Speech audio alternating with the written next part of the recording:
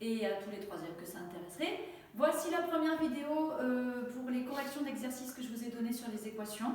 On va terminer la correction de ceux qu'on a commencé jeudi et corriger ce qui était à faire pour aujourd'hui.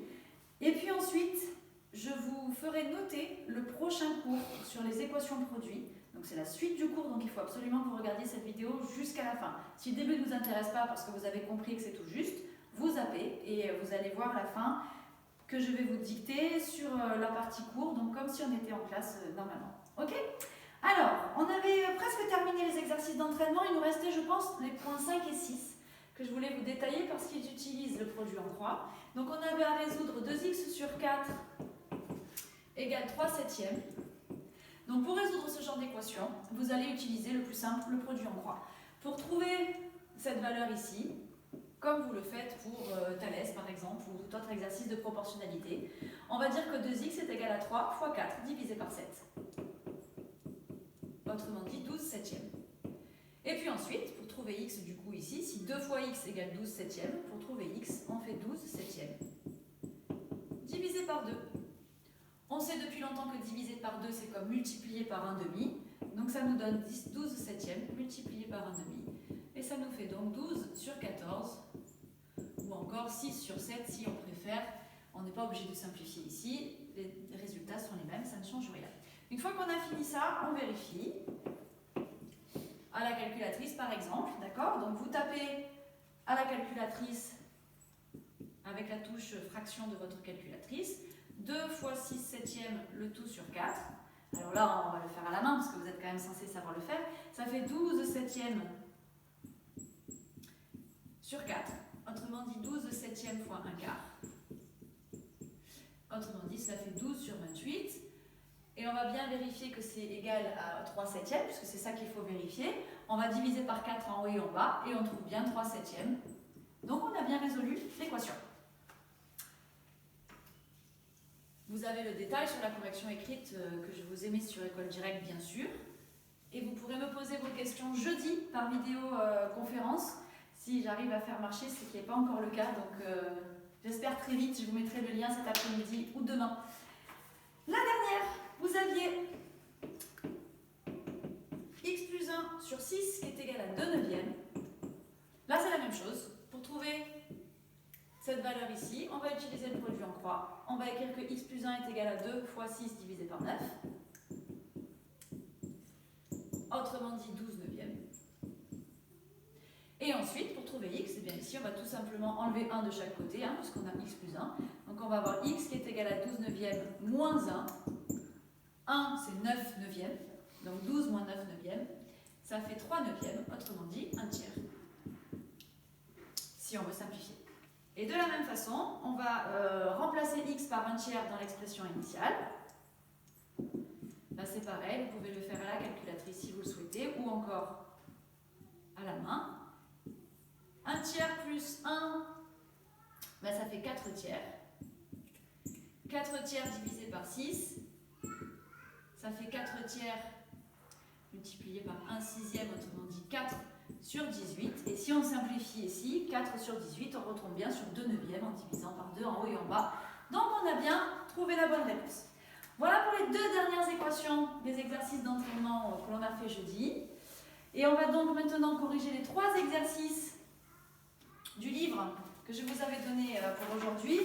Alors le 30, vous avez la correction écrite et il n'était pas très compliqué, il suffisait d'additionner les 3 angles et ça doit être égal à 180 degrés. La correction écrite vous suffira, je pense, et si vous avez des questions, encore une fois, on se parle jeudi. Concernant l'exercice 36, là je pense que vous avez peut-être un tout petit peu de questionnement. La figure était la suivante, vous avez un carré, alors on vous donnait juste AM je crois ici, voilà. Et puis, attenant à ce carré, vous aviez un triangle équilatéral, ici MB. Voilà. Et la question était de savoir quelle longueur nous devons choisir ici pour que les 2 figures aient le même périmètre. Alors, dans ce genre d'exercice, déjà, vous allez vous poser l'inconnu. Donc ici, on va appeler x cette longueur AM. D'accord? Si cette longueur AM vaut x, la longueur MB qui est ici, eh bien, elle va valoir la grande longueur AB moins x. Comme dans l'énoncé, on vous dit dans le petit a que AB, alors dans la première partie, AB c'était 8,4. 8,4 ici, ça fait que la longueur MB, qui est là, va être égale à 8,4 moins x. Et la longueur AM, qui elle est égale à x, c'est notre inconnu. Maintenant, on regarde, qu'est-ce que l'on veut? On veut que les deux périmètres soient égaux. On va écrire tout simplement l'expression de ces périmètres. Le périmètre du carré en fonction de x, qu'est-ce que c'est ici? Ben ici, vous avez un carré qui a donc 4 côtés égaux, donc c'est 4 fois x, 4x. Et le périmètre du triangle équilatéral, puisqu'il est équilatéral, ça va être 3 fois cette longueur, et cette longueur MB qui est ici, elle aussi, il faut l'exprimer en fonction de x. Et cette longueur MB qui est là, donc, dans la première question, elle vaut 8,4 moins x. Donc, ça fait 3 fois 8,4 moins x. Là, on a traduit les données de l'énoncé en fonction de cet inconnu. Et maintenant, on va poser notre égalité. L'égalité que l'on veut ici, c'est tout simplement l'égalité entre les deux périmètres. Donc, l'équation que l'on va avoir à résoudre, ici, c'est donc 4x égale 3 fois 8,4 moins x. On va développer ici, puisqu'on ne peut pas résoudre sans avoir développé. Donc, on va se retrouver avec 3 fois 8,4, c'est-à-dire 25,2 moins 3x. Et puis, on résout l'équation comme d'habitude. Donc ici, on va rajouter 3x de chaque côté de façon... c'est bien parce que vous entendez ce qui se passe dans les autres pièces, c'est convivial. Donc, on a ici 3x de chaque côté à rajouter, de façon à se débarrasser de ce moins 3x ici. On ne veut que des x à gauche, que des nombres à droite. Donc ça nous donne 7x égale 25,2. Et si 7 fois x égale 25,2, ça veut dire que x, il vaut 25,2 divisé par 7. Et 25,2 divisé par 7, ça tombe juste, ça fait 3,6. Si vous remplacez x par 3,6 dans l'énoncé, vous allez retrouver qu'en effet, le périmètre du carré et le périmètre du triangle sont bien les mêmes. La vérification, vous la ferez tranquillement. Voilà. Et enfin, le dernier exercice. Vous aviez un programme de calcul qui était assez simple. Voilà, on vous dit de donner une valeur x et ensuite de mettre x à réponse, comme d'habitude, vous vous rappelez, pour enregistrer cette valeur rentrée par l'utilisateur. Et ensuite, on vous dit si x, alors je ne sais plus l'équation qui était demandée, c'était voilà, si 5x plus 7 est égal à x fois 12, alors dire c'est la solution, sinon ça ne l'est pas. Donc ce programme servait simplement à vérifier si le x entré par l'utilisateur était bien solution de l'équation 5x plus 7 égale 12x. La solution de cette équation, c'était 1, elle n'était pas très difficile à résoudre, vous l'avez sur la correction, d'accord? Et ensuite, le script qu'il fallait changer, c'était simplement de changer l'équation par l'inéquation. On n'a pas encore fait les inéquations, on va le faire bientôt. Vous verrez, ça c'est pas très difficile. La quatrième question, c'était juste tester pour voir si certaines valeurs étaient solutions. Voilà pour l'essentiel de cette correction. On va passer maintenant donc à ce que je vous disais tout à l'heure, c'est-à-dire on va écrire la suite de ce cours. Vous le prenez comme si on était en classe. Donc, à la suite du cours, après les fiches sur les équations, vous écrirez en rouge, j'ai pas de rouge, désolé, j'ai moins de matériel qu'au collège, encore que. Équation produit, ça c'est la nouveauté de cette année en troisième, d'accord? Ces équations produits, vous allez voir, c'est pas très difficile. Ça n'utilise que des choses que vous savez faire, et pas les plus compliquées en plus. Ça s'appuie tout simplement sur une propriété qui elle-même est très simple et que vous connaissez depuis très très longtemps. Donc on va d'abord écrire cette propriété, en rouge aussi. La propriété c'est la suivante, c'est une propriété algébrique que vous utilisez depuis très longtemps. Cette propriété elle nous dit que si le produit de deux nombres a fois b est égal à 0, donc si le produit de deux nombres est égal à 0, alors cela signifie quoi? Alors qu'est-ce que ça signifie que deux nombres multipliés entre eux donnent un résultat nul? Cela signifie forcément que a est égal à 0 ou alors que b est égal à 0. Voilà, si vous avez un produit qui est nul, cela signifie qu'au moins un des deux facteurs est nul. Voilà pour le principe. Cette propriété, on va l'utiliser pour résoudre des équations bien particulières. Et d'ailleurs, vous en avez quelques exemples à faire pour jeudi. Je vous l'ai marqué sur École Directe pour jeudi 19 mars. vous allez voir ces équations, à quoi elles ressemblent. Alors, on va vous donner des exemples de résolution. On va en écrire un ou deux, et puis surtout, vous me connaissez, à travers cet exemple, vous allez savoir comment présenter et rédiger ces réponses. Donc, les exemples, les voici, on va en faire deux. On va, par exemple, résoudre l'équation suivante. Alors, imaginons que l'on vous demande de résoudre l'équation 2x moins 3 fois moins x plus 2 égale 0. Alors, comment est-ce qu'on va résoudre cette équation? On va résoudre cette équation en utilisant la propriété que l'on vient de voir. Nous avons ici le produit de deux facteurs, d'accord? 2x moins 3 et moins x plus 2. Et qu'est-ce que l'on sait par rapport à la propriété que l'on vient de dire? Eh bien, on sait que si le produit de ces deux expressions ici vaut 0, cela signifie que cette parenthèse, ou celle-ci, est égale à 0. Donc, cela veut dire que pour rédiger la réponse, on va simplement écrire, alors mon tableau est tout petit, hein, donc je suis obligée d'aller d'effacer le précédent. On va écrire tout simplement que si 2x moins 3, facteur de moins x plus 2, est égal à 0, alors cela signifie que 2x moins 3 égale 0 ou moins x plus 2 égale 0. Et vous allez présenter comme ça en colonne, vous allez voir. On se retrouve du coup à résoudre deux petites équations très simples que l'on sait très bien résoudre maintenant et qui vont nous donner chacune une solution.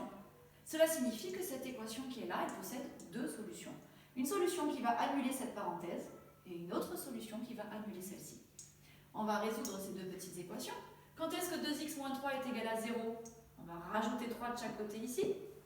On va donc obtenir 2x égale 3. Et quand est-ce que 2 fois x est égal à 3? C'est pour x est égal à 3 demi. Autrement dit 1,5 si vous préférez. Pour la deuxième équation, que se passe-t-il? On a moins x plus 2 égale 0. On va ici rajouter x de chaque côté. De cette façon, on va obtenir 2 égale x. Tout simplement. Celle-ci, elle se résout très rapidement. D'accord? J'ai choisi de mettre les x à droite et de rajouter x de chaque côté pour qu'on se retrouve tout de suite avec des valeurs positives. Donc on a deux solutions. X égale 1,5 et x égale 2. On va vérifier, est-ce que ça fonctionne tout ça? Et bien sûr, il faudra que vous vérifiez. Hein. Toujours. Ça vous permet d'être sûr de vous déjà. Et puis ensuite, ça permet de terminer le raisonnement. Alors, si x est égal à 1,5, qu'est-ce qui va se passer? Alors, je remplace x par 1,5 dans toute l'expression. Ça va nous donner 2 fois 1,5 moins 3 pour la première parenthèse. Et dans la deuxième parenthèse, moins 1,5 plus 2. Qu'est-ce que cela va donner ici? 2 fois 1,5, ça fait 3. Et 3 moins 3, ça fait 0. Donc on a bien ici cette solution qui annule cette parenthèse. Donc cette parenthèse va être égale à 0. Celle-ci, non, mais peu importe. On n'est même pas obligé d'ailleurs de calculer le résultat de cette parenthèse. Moins 1,5 plus 2, ça ferait plus 0,5. Bon, ok. Mais ça n'a pas d'importance parce que finalement, ce qui compte, c'est que cette parenthèse se soit bien annulée grâce à ma première solution. 0 fois 0,5, ça fait bien 0. C'est bon. Cette première solution fonctionne. Et la deuxième solution, c'est la même chose. Si x est égal à 2, on va remplacer x par 2 dans cette expression ici. Ça nous fait 2 fois 2 moins 3 dans la première parenthèse. Et dans la deuxième parenthèse, ça nous fait moins 2 plus 2. Qu'est-ce que cela va donner ici? 2 fois 2, 4, moins 3, ça fait 1. Bon, très bien. Et cette deuxième parenthèse, moins 2 plus 2, ça fait 0. C'est ce que l'on voulait. Le résultat est bien égal à 0. Et donc cette solution est aussi une solution de l'équation. Voilà comment vous devez présenter. Vous devez bien sûr comprendre le principe à la base. Donc surtout, lorsque vous allez avoir des équations comme celle-ci, ne jamais développer. Vous gardez la forme factorisée, puisque c'est le fait que le produit soit égal à 0 qui va nous permettre, en utilisant la propriété, de pouvoir trouver les deux valeurs qui annulent cette expression. Et donc, du coup, vous allez présenter de cette façon. Ce produit est égal à 0 si la première partie est égale à 0 ou le deuxième facteur est égal à 0. On résout et on vérifie. D'accord? Je vous ai mis quelques exemples dans les exercices de jeudi. D'accord? Voilà, vous avez ce même type d'exercice. Faites presque du mot à mot. Suivez pas à pas cette façon de présenter. et vous verrez qu'il n'y a pas de difficulté puisque la résolution en elle-même est très simple. Hein. Il faut juste comprendre le principe. Voilà.